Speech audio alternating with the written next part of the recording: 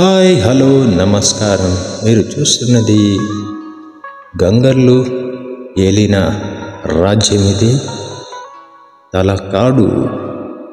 చాలా చాలా beautiful place ఇది.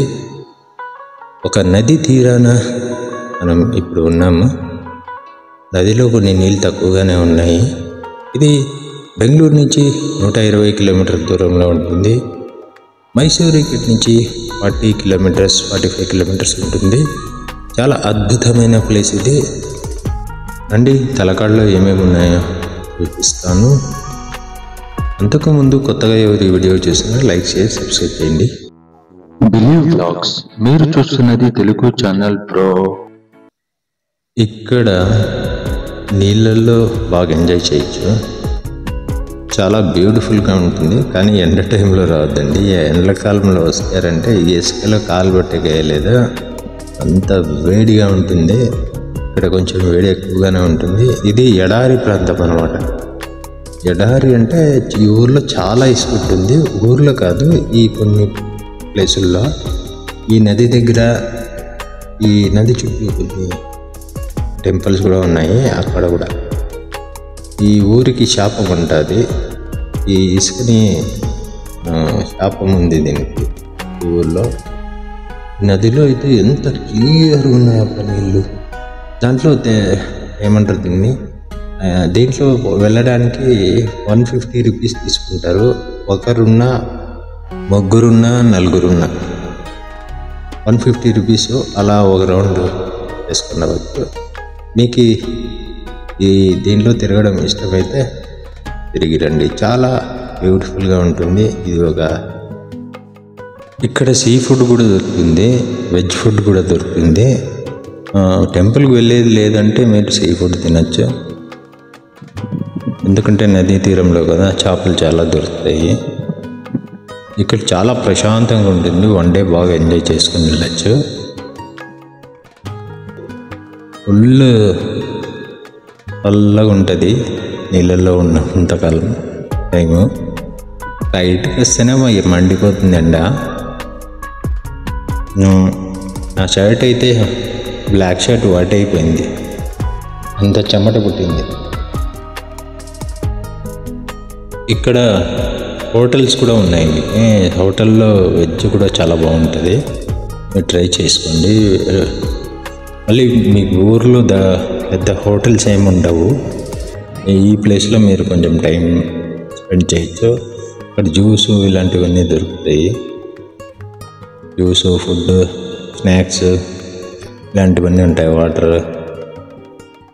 ఇక్కడ దగ్గరలోనే టెంపుల్ కూడా ఉంది. మనం ఆ టెంపుల్ కూడా వెళ్దాము. వీళ్ళు చూడండి, మెనూ ఎంత.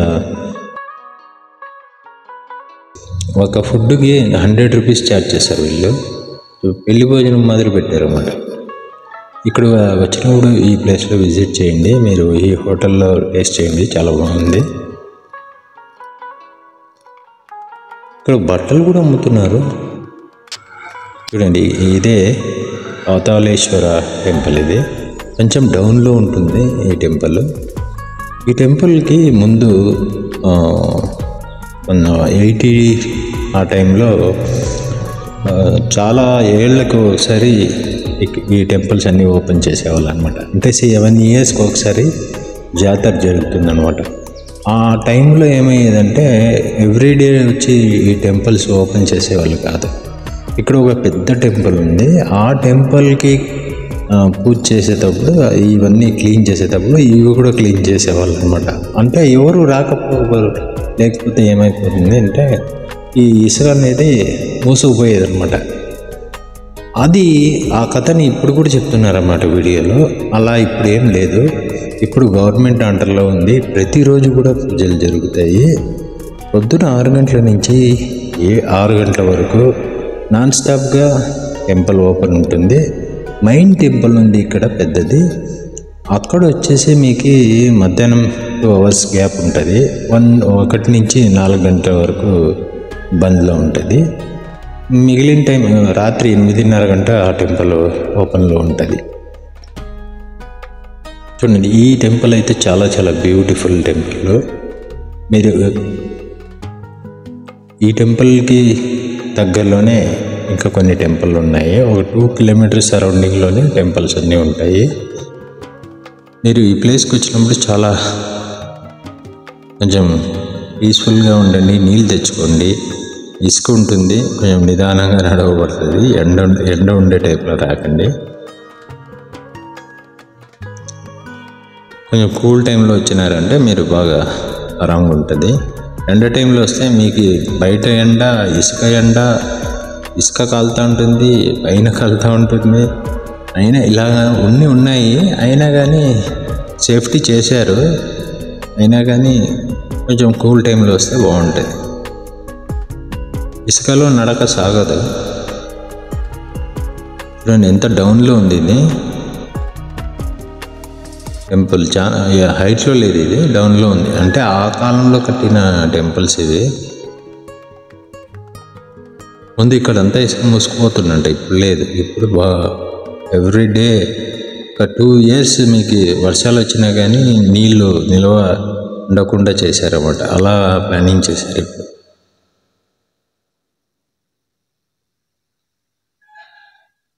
పోతోలీశ్వరం ఎక్సలెంట్గా ఉంటుంది ఇక్కడ. నేను మధ్యాహ్నం 1 గంట ఆ సమయంలో ఉన్నాను ఇక్కడ. ఆ టైంలో చాలా ఎండ ఉంటుంది. నేను టూరిస్ట్ కాబట్టి ఎక్కడంటే అక్కడ తిరుగుతుంటాం. మేము టైమింగ్ చూసుకునేకి వెళ్ళలేదు. మీరు కూడా ఆ టైమింగ్ చూసుకొని రండి. కొంచెం కూల్ టైంలో రండి. లేదంటే ఏం చేయలేము, ఎండ ఉన్నా చూడక తప్పదు. ఈ వీడియో ఇష్టమైతే చూసి అలాగే వెళ్ళిపోకండి. లైక్, షేర్, సబ్స్క్రైబ్ చేసేయండి. నా పేరు శివకుమార్.